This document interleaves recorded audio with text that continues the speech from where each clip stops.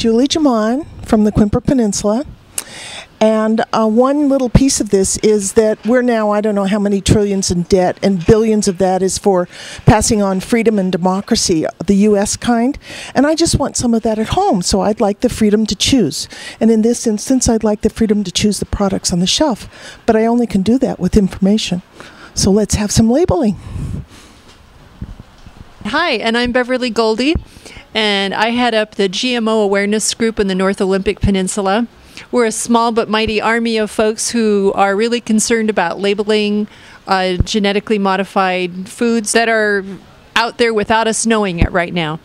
So we're out here today, those of us from the GMO Awareness Group of the North Olympic Peninsula, and our acronym is GAG. We're out here in this 45-degree rainy weather collecting signatures for initiative 522. Okay, this is the initiative to the legislature, and it's the People's Right to Know Genetically Engineered Food Act. What this initiative is requiring is that foods that have been processed with genetically modified ingredients be labeled for foods that are going to be sold in the state of Washington. We're trying to collect 320,000 signatures statewide by January 1st in order to have a sufficient number of valid signatures to go through the processes in the legislature. Now, the legislature can do one of three things with this initiative. One is they can ignore it, in which case it will go directly onto the next major election ballot in the year 2013. They can modify it, in which case both the modified version and this version, which, by the way, has been scrutinized greatly by attorneys and people in the know about such things, and we're proud to say that this is one of the best written initiatives for labeling that's been written so far in the United States. And the third thing that they can do is go ahead and pass it and say, great, make it law. You have any questions that I could answer?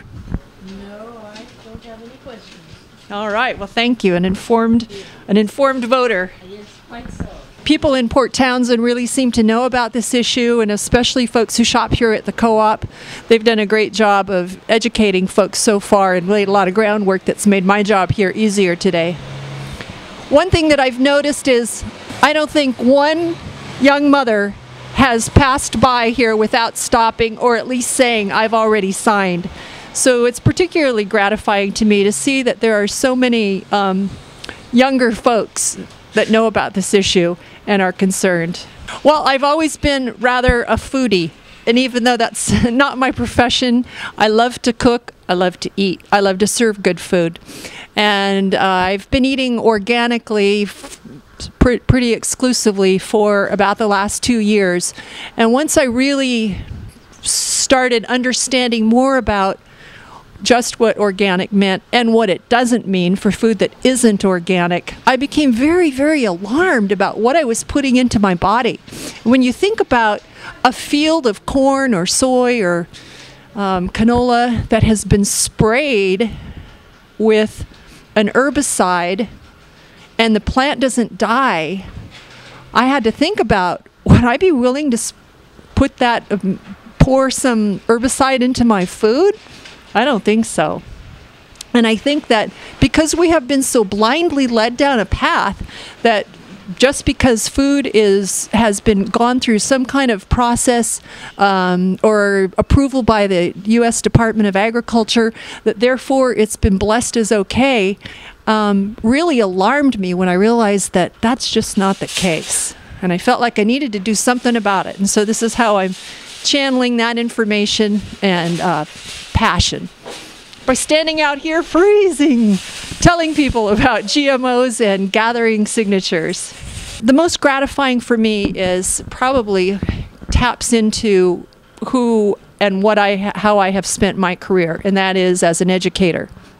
And I feel like this is a way, as a retired educator, that I'm still using what I know to do best, and that's to teach people. And this is a topic that I think is relevant for everybody, and being able to teach and educate about what GMOs are, how they happened, what what the future holds, and here's something that we can do about it right now, has gotten me very energized and focused. And I hope that it's my contribution to the world to make a difference. And what other people can do is just what I'm doing now, and that is to talk about it, to become educated themselves, to find out information and share it. And the other thing that people can do and start immediately is buy organic, buy local, know who is growing your food.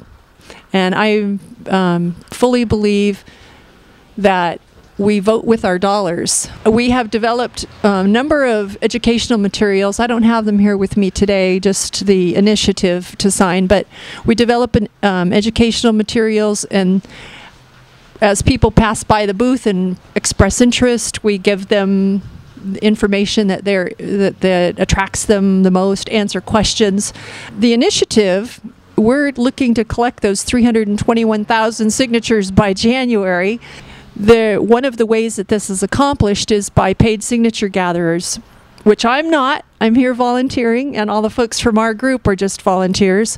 It's our goal, actually, to not need paid signature gatherers up here, but that we do support the statewide effort, and if folks are able to make a donation to that to get the rest of the state covered, the organization labelitwa.org is a place to go to make donations and to volunteer in other parts of the state as well. California's Proposition 37. Among the voters in California a few months ago, the polls were something like 90% of people who knew about it were in favor of signing it. I'm not sure that those numbers are quite that high right now because of the millions and millions of dollars that are being poured into California by the big agribusiness and big grocery chains and so on. And it's hard for small grassroots efforts like what started in California, the same as what we are doing here in the state of Washington. And it's hard for us to compete with those kinds of millions of dollars. But on November 6th, it's going to be very interesting to see what happens. So far, the polls are still showing that the yes vote is still prevailing in California. It will make our job here in Washington a lot easier if it passes in California. Well, there's many things that I like about living on the Olympic Peninsula. The scenery just doesn't get any better. To have big mountains and big water close by is amazing. But I also really appreciate the people who live here. There seems to be a greater awareness of many issues and on many topics. And I've just am delighted with everybody that I have met here so far. Thank you very much for this opportunity to share some information about Initiative 522 and also about what the GMO Awareness Group of the North Olympic Peninsula is all about. Thank you. And with that, I'm getting so cold now I can hardly talk.